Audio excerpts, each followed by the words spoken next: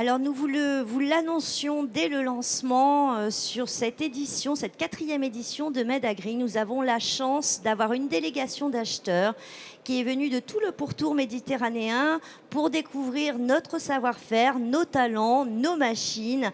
Et c'est une opération qui a été menée notamment par la Chambre régionale d'agriculture, mais avec Business France. Donc on va parler de tout ça avec nos deux invités. Donc Johanna Kerestes de Business France. Bonjour Johanna. Bonjour, merci pour l'invitation. Je vous en prie. Et Marcos Vasquez de l'entreprise Muvicla. Merci beaucoup. Merci à vous. Donc Johanna, en quelques mots, qu'est-ce que c'est que Business France pour ceux qui ne connaîtraient pas? Oui, bien sûr. Du coup, Business France, c'est une agence publique au service de l'internationalisation de l'économie française.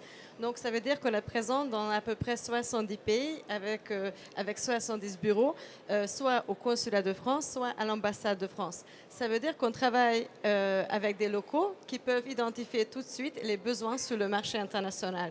Donc, c'est comme ça également qu'on a pu, en fait, aujourd'hui, inviter 15 acheteurs de 4 pays. Donc, on a 8 acheteurs algériens, 4 acheteurs tunisiens, 2 italiens et 2 espagnols, donc y compris Marcos, qui est juste à côté de moi, depuis l'Espagne. Donc, en fait, c'est notre bureau sur place qui identifie justement les besoins du pays. Et du coup, pour nous, à Paris, il faut qu'on puisse conseiller les sociétés françaises, comme quoi quels étaient les pays qui pouvaient être intéressés par les technologies françaises. Donc, aujourd'hui, on est très ravis de travailler sur ce salon pour la première fois, parce que ce qu'on voit aujourd'hui, c'est qu'on a beaucoup d'acheteurs qui ne connaissaient pas ce salon, qui trouvent quand même beaucoup de belles technologies très intéressantes.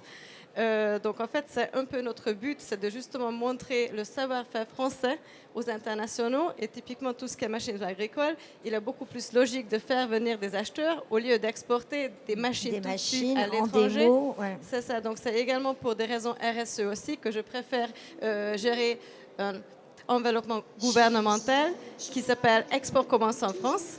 Donc en fait, avec cela, on a à peu près 1 000 € par acheteur pour inviter des acheteurs au Grand Salon français. Donc ça veut dire que c'est une enveloppe gouvernementale, c'est le gouvernement français qui peut allouer cette somme à une dizaine de salons agroalimentaires et également agricoles. Donc en fait, c'est mon équipe chez Business France qui gère la venue d'acheteurs. Donc ça veut dire qu'on prend en charge leur déplacement. Donc comme ça, on les motive à acheter français au lieu de se déplacer en Italie ou bien en Allemagne. Et comment vous les sélectionnez, ces acheteurs? Alors, c'est en fonction de leurs besoins et des technologies françaises. Donc, typiquement, pour les huiles d'olive, en fait, c'est un peu évident qu'on a fait venir les pays comme en fait, l'Algérie et la Tunisie. Donc, en fait, c'est en fonction des besoins locaux qu'on le fait. Par exemple, dans le secteur de l'élevage, c'est pareil. Il y a de grands pays d'élevage comme la Colombie, par exemple, où on sait tout de suite qu'il y a des pays qui ont vraiment de vrais besoins, qui ont un engouement pour les technologies françaises. Donc, c'est également en fonction de ça. Quels étaient les besoins et est-ce que le pays était ouvert aux solutions et technologies françaises? Très bien. Alors, Marcos, vous faites partie de cette délégation d'acheteurs. C'est votre première fois ici sur MedAgri. Quel feeling vous avez? Qu'est-ce que vous pensez de ce salon? C'est bien, le feeling c'est très, très bon. Je crois que la dimension de ces modèles de foire, c'est l'idéal pour créer les relations entre les personnes.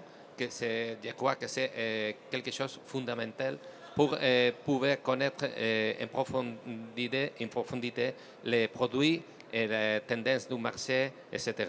Alors, je vois aussi que la foire c'était très bien adapté à la nécessité locale du marché agronomique.